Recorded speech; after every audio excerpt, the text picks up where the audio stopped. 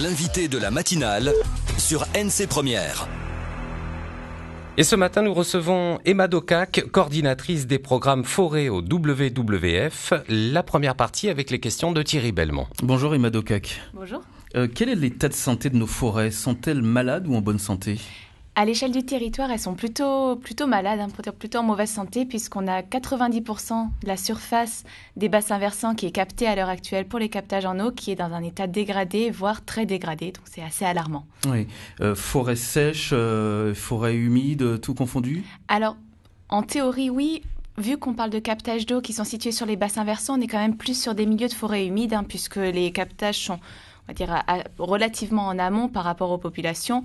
Et donc, on est sur les flancs de la chaîne, donc plutôt de la forêt mésophylle, moyenne altitude, forêt humide de haute altitude. Oui, vous nous parlez de captage en eau. Ce que l'on sait moins, que le grand public sait moins, c'est que nos forêts ont un rôle dans la ressource en eau.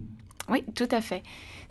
On sait dans multitude d'études dans plein de pays que les forêts, elles ont un rôle primordial pour la ressource en eau. Elles sont à la fois donc des aides à l'infiltration en limitant le ruissellement. Ça, c'est le rôle, on va dire, naturel un peu de la forêt. Mais aussi, en protégeant contre l'érosion, elles ont un rôle par rapport aux infrastructures humaines puisqu'elles empêchent l'engravement des captages, la détérioration par le gravier, les roches, les éboulements, etc. Oui, quel constat vous avez effectué sur ce que vous appelez les périmètres de protection de captage d'eau, ce que vous appelez les PPCE ? Oui, le constat, en fait, ça a été le résultat de l'étude là, dont on vous a parlé, donc à peine 10% qui est en bon état, avec des grosses variabilités selon les communes, puisqu'on a des communes où il y a 100% qui est en bonne santé, et des communes, on a 100% qui sont malheureusement très dégradées. Donc c'est un risque. Aujourd'hui, on parle beaucoup en ce moment particulièrement de pénurie d'eau, de problèmes de feu. Et en fait, tout ça, c'est un problème qui est lié et qui doit être pris en considération quand on parle de protection de l'environnement. C'est pas juste la biodiversité, même si c'est particulièrement important au niveau du caillou, mais également nos ressources naturelles, dont la première dont on a besoin, qui est l'eau. Oui, et quelles sont les communes où la situation est la plus critique ? Alors, j'ai plus le rapport sous les mains, mais on a particulièrement des communes du Nord, chez Poum, Wegoa. Il me semble qu'au niveau de Bourail aussi, la situation est critique. Au vu de l'importance agricole, c'est un enjeu quand même majeur sur lequel on est confronté. Et donc, quand on regarde, notamment dans le Nord, c'est quand même des communes où ça brûle facilement. Donc, il y a quand même un lien de causalité. Oui, et ce que l'on retient quand même dans cette étude, c'est que la nature, elle joue son rôle, un rôle essentiel. On l'a compris, qu'il ne faut pas la perturber. Voilà, c'est ça.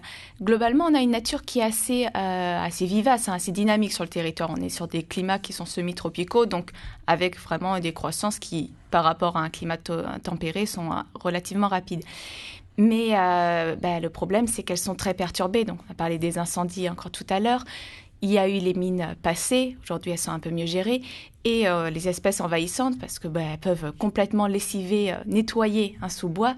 Et dans ce cas-là, le rôle de la forêt, quand on n'a plus que des grands arbres, c'est beau, mais c'est beaucoup moins fonctionnel par rapport à la ressource en eau. Oui, donc c'est à partir de ce constat que vous avez lancé début 2016, vous l'évoquiez tout à l'heure, une étude afin d'évaluer l'état de fonctionnalité des périmètres de protection existants, c'est-à-dire les forêts qui nous protègent, c'est ça, enfin qui apportent cette ressource en eau essentielle.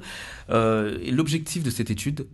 C'était de donner au moins un état de référence pour pouvoir se faire un suivi plus tard et d'avoir en même temps des résultats qui puissent un peu orienter la gestion, puisque du coup, on s'était dit, le but c'était de voir quel périmètre, donc c'est des périmètres qui sont délimités par la DAVAR, quel périmètre nécessité d'être protégé impérativement et de manière urgente contre toutes les menaces extérieures, donc c'est un peu le cas des périmètres peu dégradés, et ceux qui sont très dégradés, où effectivement il y a un besoin de protection forcément, mais surtout un besoin de restauration si on veut avoir une vision à long terme pour la ressource en eau. Comment vous avez effectué cette étude ? Comment ça s'est passé ? Alors ça a été en partenariat avec le bureau d'études Bluesham, qui est spécialisé en télédétection, en traitement de l'image satellite. Et du coup, il y a plusieurs indicateurs qui ont été retenus. En fait, on a cherché à caractériser 3 grands services rendus par les forêts. On a parlé de l'aide à l'infiltration, donc c'est un peu le rôle de tampon hydrique. Le rôle de stabilisation des sols, qui est également bien connu. Et un 3e rôle qui a un rôle plus général, qui cherche à traduire la capacité des forêts à se maintenir dans le temps, qu'on veut vraiment avoir cette vision à long terme, qui est leur fragmentation. Et sur ces trois services, on a trouvé 3 indicateurs qui sont étudiés par des formules scientifiques qui ont eu beaucoup de... qui ont été confirmés par la communauté scientifique par le passé.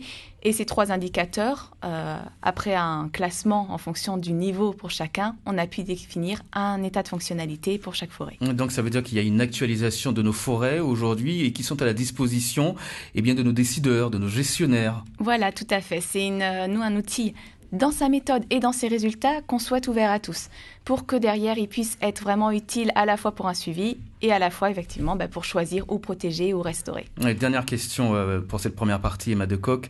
Vous avez étudié les forêts de la Grande Terre et de l'île des Pins, uniquement ceux des îles Loyauté, pas encore, ou il n'y a pas besoin? Alors, c'est pas encore parce qu'au moment où on a fait l'étude, la DAVAR n'avait pas encore délimité de périmètre de protection des eaux, et île Loyauté et Bélep également, donc c'est fort dommage notamment pour Bélep.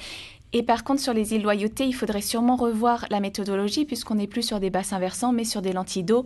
Et c'est plus du tout les mêmes fonctionnements par rapport à l'érosion, par rapport aux tampons hydriques tels qu'on les a définis dans notre étude. Ce qu'on comprend aussi, c'est qu'il y a urgence aujourd'hui à sauver certaines de nos forêts. Oui, et encore plus, là, on est dans la saison, on est rentré de plein pied dans la saison administrative des feux de forêt qui, en pratique, on se rend compte, a quand même commencé depuis un moment. Et là, l'urgence, c'est de protéger contre les feux, parce que là, c'est une menace sur laquelle on peut faire quelque chose, puisque les feux sont vraiment d'origine humaine, on peut le dire. Il y a très peu d'impact de foudre. Donc une alerte à tout le monde pour dire attention, nos forêts et nos ressources en eau partent en fumée.